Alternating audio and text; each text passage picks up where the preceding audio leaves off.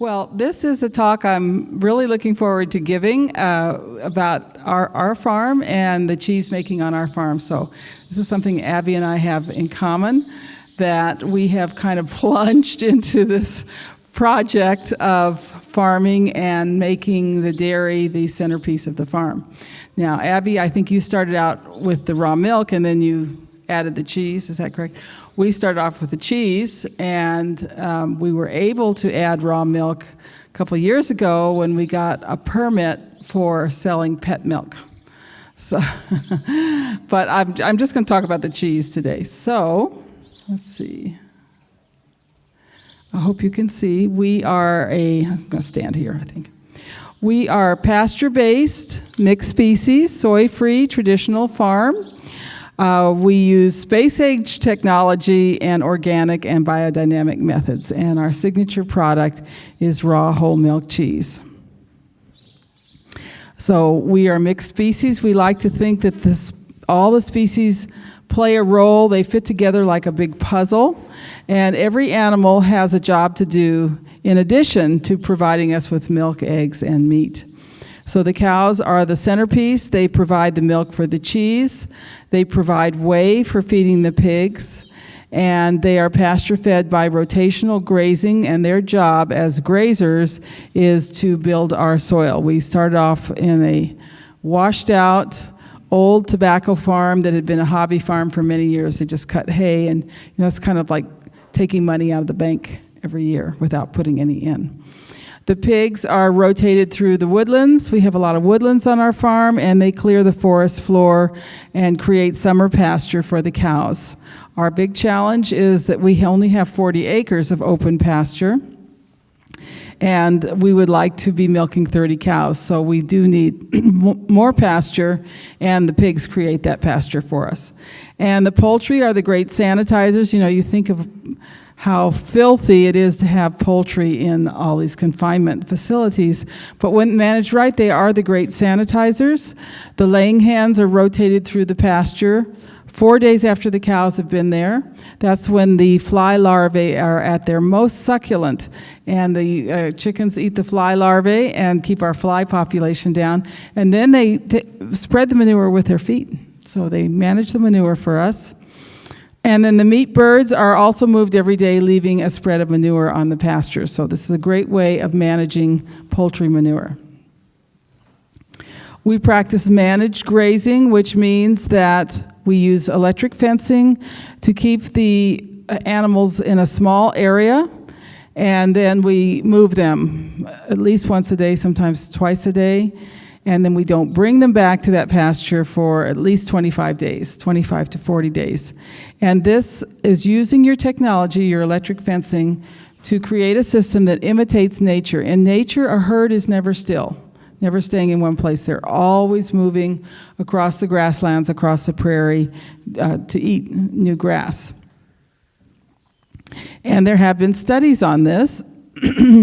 And the best system for growth of grass, root growth, creation of topsoil is a short grazing and a long rest. So our short for us is no more than 1 day in one place, and the rest has to be 25 to 40 days. Second best is a long grazing and a short rest. Let's just say you've run out of pasture. It's dry and no grass is growing. You put them on what's called a sacrifice pasture. You bring them hay, which is dried grass, and you just leave them there until the rains come and you can graze again. And that will work. They make a terrible mess. It gets quite muddy.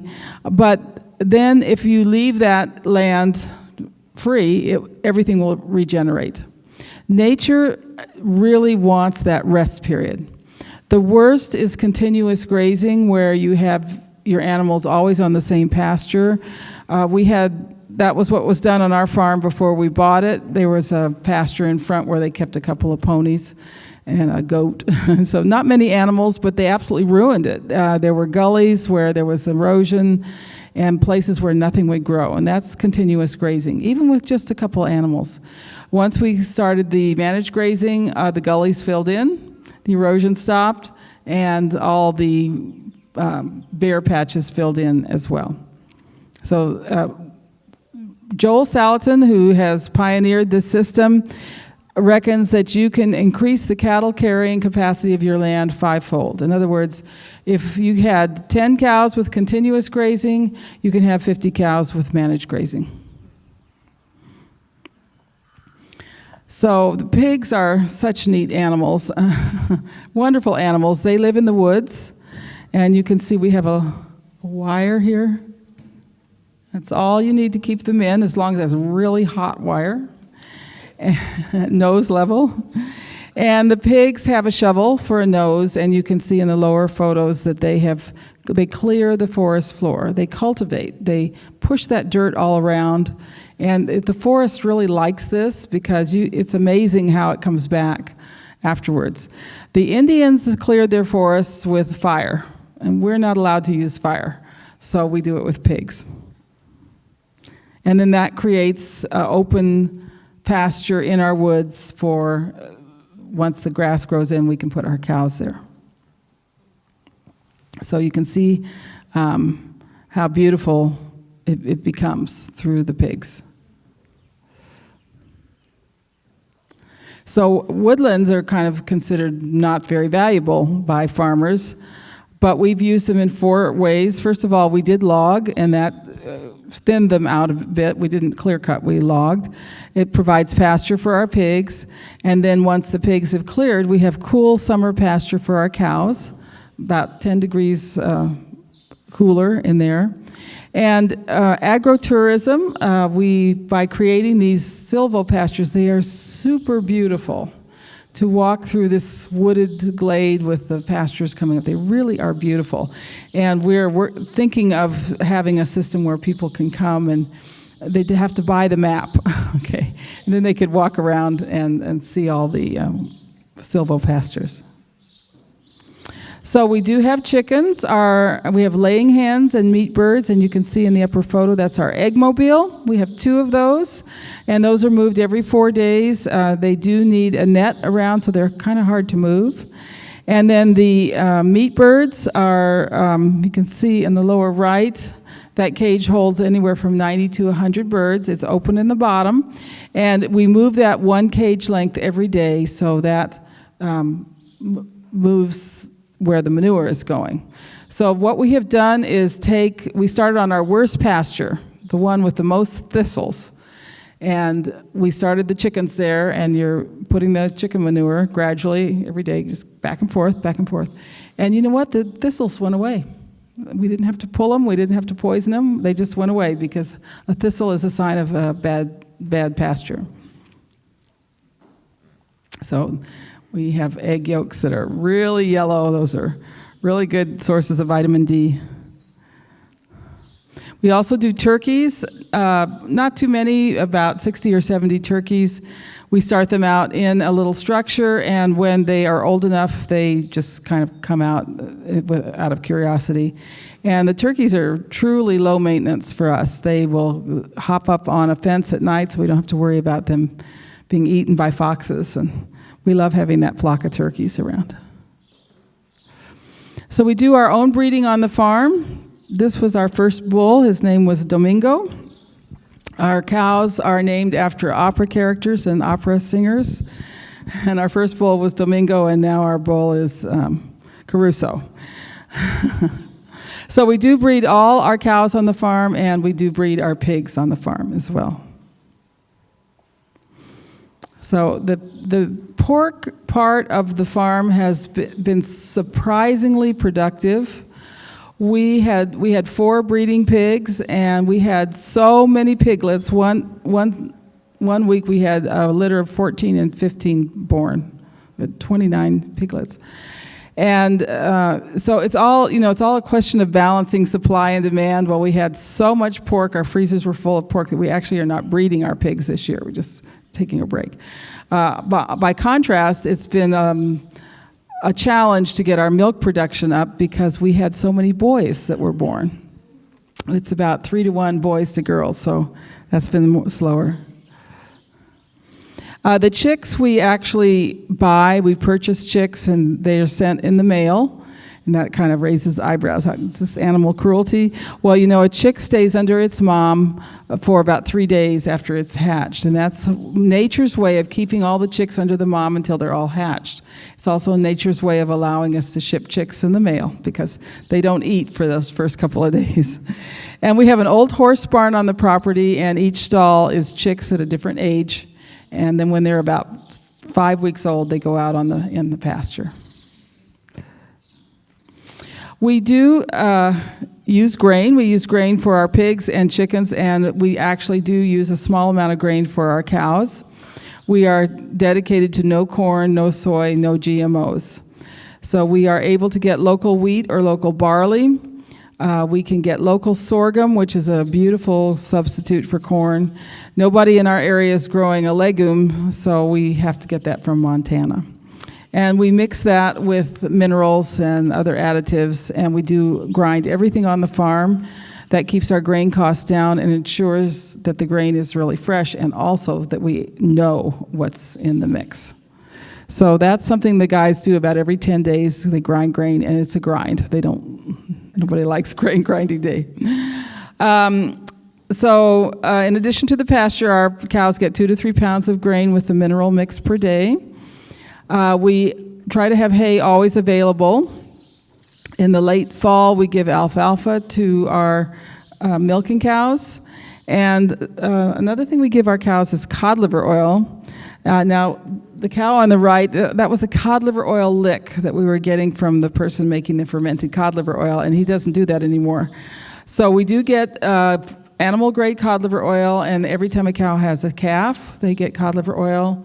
If they've had an injury or if they seem to be not very well, we give them cod liver oil. What? Yes, so the lick, they help themselves, and they loved these cod liver oil licks. So we do not make hay. We come from an area that had a lot of horses. There's a lot of hobby farms, a lot of people making hay just for the tax break. So our hay costs are fairly low. I think now one of those big round bales in Missouri is $100. For us, it's $30. So it just worked out better to buy it. We do have a farm on the store where we sell our own products, cheese, pork, beef, veal, chicken, and eggs, and pet milk. And then we sell selected groceries that we don't make, but that fit our ideals, so to speak. We also sell paintings and crafts by Maryland artists. They have to be from Maryland. Okay, so this is, I guess you call it Sally's Folly. This is what we built. And Jeffrey designed the milking parlor, which in Prince George's County, you do not need a permit for an agricultural building. So there were no blueprints for this milking parlor, and Jeffrey just had flags put out. And he said, come on, I want to show you the flags. And I looked at these flags. I said, this is huge. This is a palace. We don't need all this space. He said, oh, yes, we do. He said, you can never have enough concrete on the farm. So this is the parlor, and you'll see in the next slide, it's a New Zealand-style parlor, so the cows walk up a little ramp, and then we can stand to milk them. So here comes the herd. The other thing that Jeffrey did, I married a man, I had no idea he had all these skills. He's really good on a tractor, and he built these roads all over the farm. He's built about 2 miles of roads with culverts and drainage and everything. So here they come. And they come into the barn. They get their porridge in this little trough. And we do use milking machines. And we get 2 to 3 gallons per day. We only milk once a day. That was Jeffrey's idea. That's a lot of farms are going to once a day milking in New Zealand. So you're not going to get as much milk. But the interesting thing is that the cow doesn't cut back on her butter fat production, so the milk is very creamy and the cheese is very creamy. And what I really like about the English measuring system is that 1 gallon of milk makes 1 pound of cheese. I think that's pretty neat. Right now we have about 50 cows, but we are only milking 12. One of the first things you learn as a farmer, it comes as a kind of shock, is that you are feeding far more cows than you're milking. And so we have a 1-year-old herd and a 2-year-old herd, and then our milking herd. But the other nice thing that we discovered was that the dairy cow is kind of picky. She leaves a lot after she's grazed. And when we put the younger ones in, they're like goats, they'll eat everything. So we put the dairy cows, and then we put the young ones after, and they clean it up. So, and then, though, none of them get it all. So after about 2 grazings, we do mow and kind of get a fresh start. Jeffrey traveled all over the state of Maryland looking at dairy barns, and it was pretty depressing because nobody had put any money or upkeep into these barns, and I know you've seen the same thing. It's just so sad. Well, the dairy farmer is getting the same price for his milk that he got in World War II. He's getting $1.30 a gallon. And hey, folks, this just doesn't work, you know. And if farmers were selling their milk for a price commensurate with the increase in salaries from 1920, they'd be selling it for $20 a gallon. That's the fair price for milk. That's the price that keeps our farmers in business and keeps our countryside beautiful. Now, that seems very expensive, and you would have to have some kind of system for providing milk for people who can't afford that. But I think that we can figure that out, you know. We can figure that out. But the one thing that he did see was this brush. So this is a car wash brush that is motion sensitive, and when the cows lean up against it, it starts to turn, and they can scratch themselves all over. You see they're scratching under his, yeah? And this is Domingo, and he figured it out first, and so he comes in with the cows while the cows are being milked. Oh, he gets this massage, and we remove him from the herd from March through June. We don't want the cows to get pregnant then. So the second year we were there, we put Domingo back with the herd. They were coming up the lane. Halfway up the lane, he remembers this brush, and he breaks away from the cows and gallops up to get under the brush. So the parlor is very easy to wash, and I do admire you that you were able to design a parlor. You don't do any water, right? Your dry cleaning system. Yes, right. Well, very interesting. So what we do, we wash, and there's almost a contest to see who can use the least water to wash. And it washes down one hole and goes into a 2,000-gallon tank.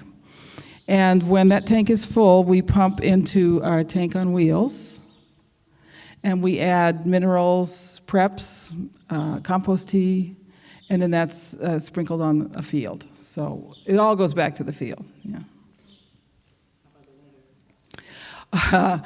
Well, we're not supposed to do this in the winter, but we do it in the back fields, and nobody knows. Our cows do have horns. This is the biodynamic principle. The horns are antennas that attract the spiritual forces into your farm. And the biodynamic farm that has cows with horns feels different. When you walk on that farm, you know you're in a place where there is a connection to the spiritual world. And the horns are so beautiful. Okay, so let's make some cheese. We do use automatic milking machines, but we milk into cans. And the cans are transported on this cart into what we call the transfer room. And once you go in the transfer room, you are in a clean room. We have an industrial floor, and we have walls that are made out of these insulated panels that stick together. So okay, so Jeffrey says the reasons we use cans. The reason we use cans is because I wanted to use cans. No, no. Yeah, we didn't want to use a pipeline because you don't either. Good. So you use cans. Yeah. It's so much cleaner. You never know what's in a pipe. And of course, we're the closest dairy farm, ironically, to the FDA physically, so we're on the radar screen. But also, I think that the milk is a delicate substance, and even just hitting against a pipe it's kind of under pressure, that can start to degrade your flavor components.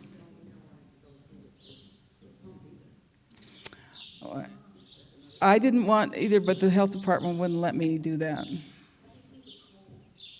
Okay, we'll talk about that in a minute. So I wanted to just pour the milk into the tank, and they said, oh, no way, you can't do that. So we do have to go through a pump, which is too bad, yeah.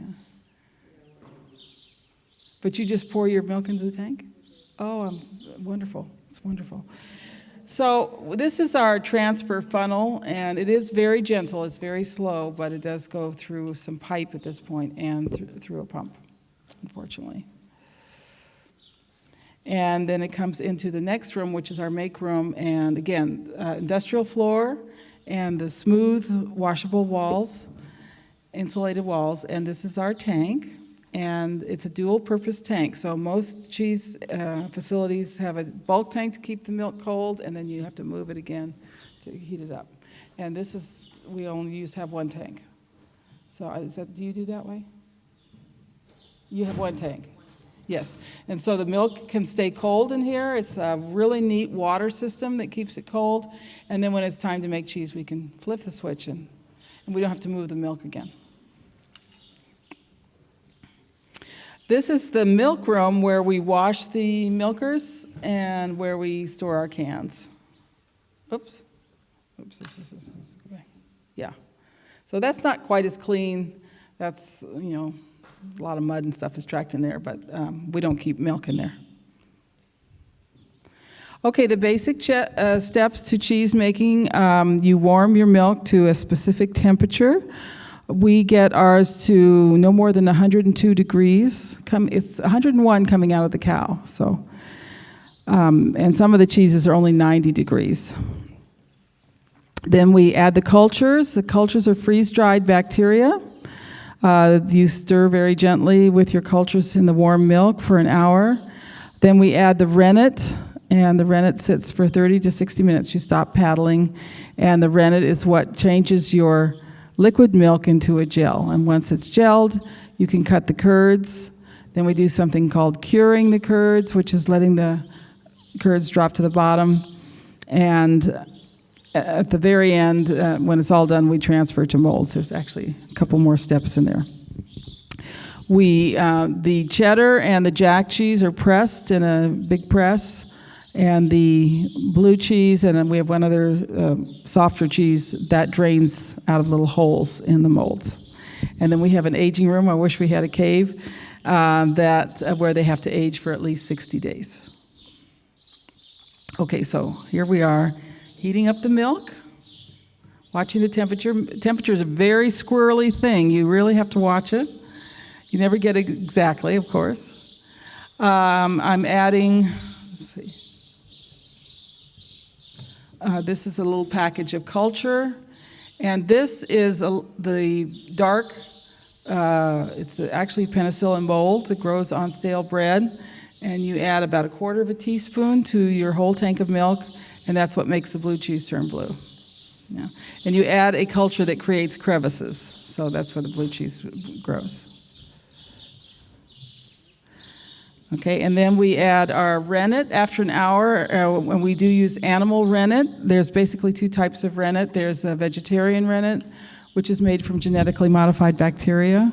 And the animal rennet is made from the stomach of a calf that's never had anything but its mother's milk. And that is the natural rennet. And this is why cheese-making cultures eat veal, because they have to kill the calf. So we add the rennet, and we let it sit. So here's a nice, beautiful, full tank of milk. It's just sitting there, okay?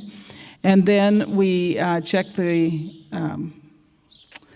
set to see if the curds have set right. And when you can kind of break it off into a little piece that has a straight side. And then we cut. So this is what the knives look like. We have a horizontal and a vertical one, and we cut once with the horizontal and twice with the vertical. And then you start to get these, you end up with these curds, basically little cubes, look like marshmallows, and you start to get the separation of curds and whey. Okay, so So then you let it sit, the curds drop to the bottom, and after that you add the paddles, and you stir until you get to the pH that you want. Okay. We like a cheese with as low a pH as possible, and when you start with sweet milk, you can get that nice tart cheese because the bacteria are eating the sugar in the milk and making lactic acid. So then when you get to the right pH, you're going to drain. You have a special way of draining out the whey and leaving the curds in the tank. Now, 88% of milk is whey. And whey is a big problem because it gets acid very quickly. If you spill whey on a cement floor, it'll make a hole in the floor. And that's why you can't put whey in the sewer. And in Greece, where they're making so much Greek yogurt, they're putting the whey in the Mediterranean, and they're getting acidification of the Mediterranean. Yeah, so what do you do with this whey? And the industry gets rid of it by powdering it and selling it as a whey powder. So there's a huge financial incentive to sell this whey powder. But for us, whey is not a problem. It is a solution. We pump off the whey. Let's see if we have here we go. We pump off our whey into a special tank, and we take it out in the woods and feed it to our pigs. And this is the European whey, and the whey from the Parmesan cheese is fed to the pigs for prosciutto ham. So, and this was what farmers did for centuries. All the farms, basically what they sold to the creamery was the cream. And they had skim milk left over, or if they made cheese, they had the whey left over, and they fed it to the pigs. And all dairy farms had pigs. And then all villages had butchers. And in the fall, they took their pigs, which they've raised for free food, to the butcher. And that was their bonus. That was how they got the house painted, or went to Florida for the winter, or put their kids through college, was from the pigs. And that's the new system where we have all the cows in Texas and all the pigs in South Carolina. You can't do that. And you create this huge whey problem and starving, bankrupt farmers by taking the pigs off the farm. So we have a special whey pipe that we drain, and it comes out. There's a spigot on the side of the building, goes into our whey tank, and that goes out to the pigs. Okay, so now we've got our drained curds, and we are putting them in molds. And these molds have little holes on the side, so the whey is always draining out. And one of the things about the curds, when they're really young like this, they start to stick. So we have to turn them when they're still the consistency of Jell-O. And that's a real skill. So. The next day we salt. We salt every day for 4 to 5 days, and after we've done the salting, we punch. And the punch puts the air in for the blue to grow in there. Now, for cheddar, we do something called cheddaring. And cheddaring is you drain all the whey, and you have only curds. You mound them up, and you cut them into these wedges, which are called cheddars. I think it's the same word root. And these slabs are turned every 10 minutes for an hour. And that's how you drain the whey out. So it's a lot of time involved. And then we put them through what's called a peg mill, which shreds up these curds so we can add salt, because otherwise you've just got these slabs. This is a farm in Vermont, Shelburne Farms, that are making cheddar cheese on a much larger scale than us. They have a 7,000-pound vat. Our vat's just 1,000 pounds. And they have 7 times more cows than we have. And they don't have a peg mill. They have what's called a curd mill, which cuts it up with little knives. So once we've salted our cheddar, we're going to fill our molds. And these molds are cloth-lined, as you can see. And we're going to put them in a press. We have a hydraulic press that gets all of the whey out. So a hard cheese like this, you want to press. In the old days, they lined baskets with cloth. They put the curds in, and they put rocks on top. And that's how they press their cheese. So here they've come out of the press the next day. You can see the cloth binding, and the next step is larding. We rub the cheeses with lard. They're in the same aging room as the blue cheese, so we don't want the blue to get inside the cheddar, so we rub with lard. And that is really fun, to put lard all over cheese. Okay. And if you don't like to clean, don't be a cheesemaker. There's lots and lots of cleanup after you make cheese, and then every 2 months or every quarter at least, we clean the whole facility, walls, pipes, everything. So the final step is aging. We have an aging room, and again, it's made like the rest of the facility with these panels, insulated panels for the walls, industrial floor. Our racks are on wheels, so we can move them for cleaning. And we do age on wooden boards. The FDA does not like wooden boards, but they do allow that. A few years ago, somebody from the FDA wrote a letter to the Wall Street Journal and said that they weren't going to allow wooden boards anymore, and it just caused an uproar. And somebody at Forbes magazine wrote an article that the FDA was trying to ruin the artisan cheese industry, and they backed off. I mean, it was really, people were pretty mad, because your other alternatives are stainless steel or plastic, and we know that the wood is actually antimicrobial. It's so much cleaner, and it breathes, so your cheeses aren't sitting in moisture. Just a little bit about safety and inspections. We do get visits from the FDA, and I like to say they look for the 3 R's: responsibility, records, and rust. So you don't want any rust in it. So make your farm look good. You know, if they come into a farm that looks like this, that's a bad impression from the start. So we have flowers at the front door. Everything neat and tidy. It just makes a very good impression on the inspectors, and it's just good overall. It's very important to have a good floor, tile or industrial coating. Large objects are on rollers, so they're easy to move for cleaning. We have special shoes that we wear when we make cheese, and special smocks. We come in and step in a foot bath, which we change regularly, and we test to make sure that the chlorine is at the right level. You have your color-coded brushes, so red brushes are for the floor and white brushes are for food services.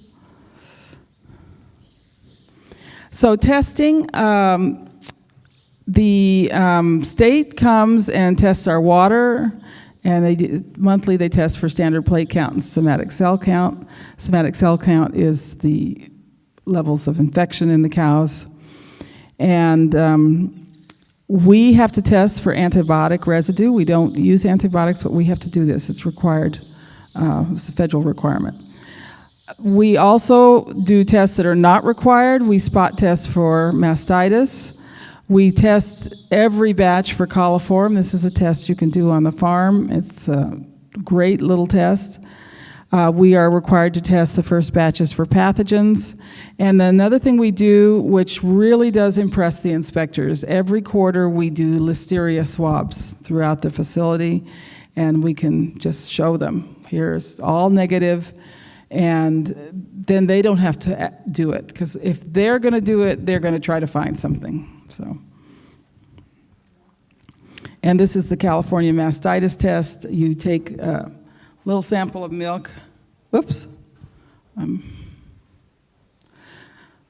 not using this very well. And you add a purple dye, and if the milk gets thick, that means that you've got a mastitis problem, which we had at the beginning. We had a lot of mastitis. It's interesting how that's pretty much gone away now. So, yes. Listeria swab. We use a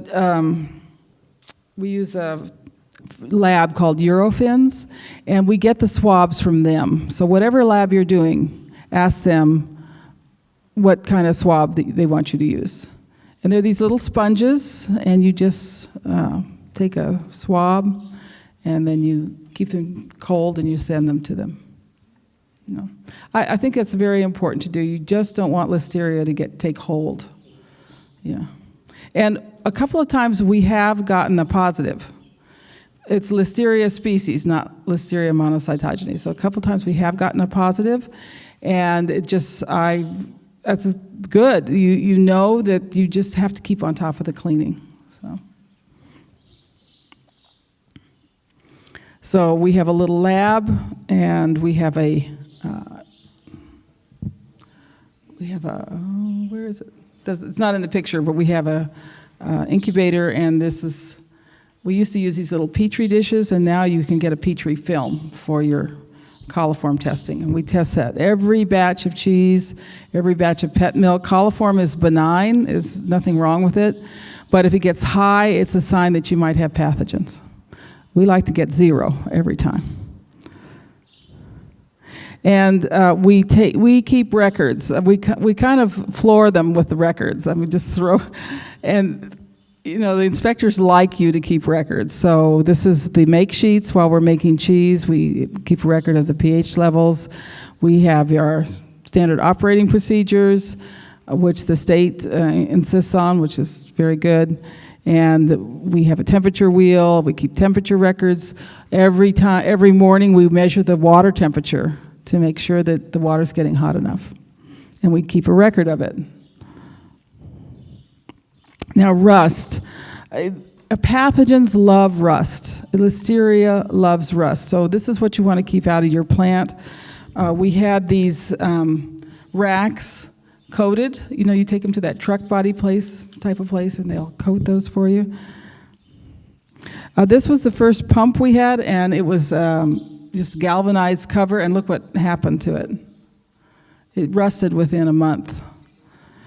So I was very upset about that. And fortunately, this pump, you could get a stainless steel cover for it. So we got the stainless steel, and it's still just fine after several years. So. Okay, there's your delicious accomplishment. But you know, why bother? Why should we eat cheese? You know. So I like to say, what a friend we have in cheeses. And cheese is really a perfect food. It is a perfect food for growing children. It has everything. First of all, it is a highly probiotic food. Now, this is the raw cheese. Raw cheese has more bacteria and more types of good bacteria than yogurt. It is a probiotic food. It's full of the wonderful good fats that we need to be healthy, including this fat called arachidonic acid. Now, arachidonic acid is an omega-6 fatty acid that's been demonized, but there's something very special that we make out of arachidonic acid. Anyone want to guess what it is? We make endocannabinoids out of arachidonic acid. We make our natural marijuana in the body out of arachidonic acid, and we have receptors for it. Arachidonic acid we only get from animal fats. So here we're a culture where we have been avoiding animal fats all these years, and we're becoming more and more addicted, more and more unhappy, and more addicted. And you know, my solution is somebody feels terrible, wants to smoke pot, blah, blah, blah. Say, get on the butter, get on the cheese, get your arachidonic acid. It's full of cholesterol and in saturated fat. And sometimes at the farmer's market, we'll have somebody come by and they'll say, oh, I would just love to buy your cheese, but my cardiologist would kill me. And our answer to that is you eat our cheese and you can go to your cardiologist's funeral.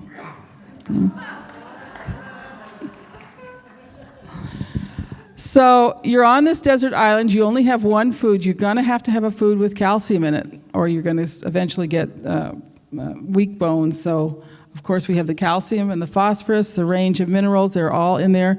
All the B vitamins are in cheese, including folate, B6, and B12. And B6 is a very heat-sensitive vitamin, and as soon as it's heated, it doesn't work anymore. So with raw cheese, you've got that wonderful B6, you've also got B12, and of course, you've got your fat-soluble activators, A, D, and K, and you also have vitamin E, which is another important fat-soluble activator. And it's the vitamin K that's going to allow you to go to your cardiologist's funeral, because it's the vitamin K that prevents the calcification of the arteries and puts the calcium in the bones where it belongs. And really the best source of vitamin K is aged cheese.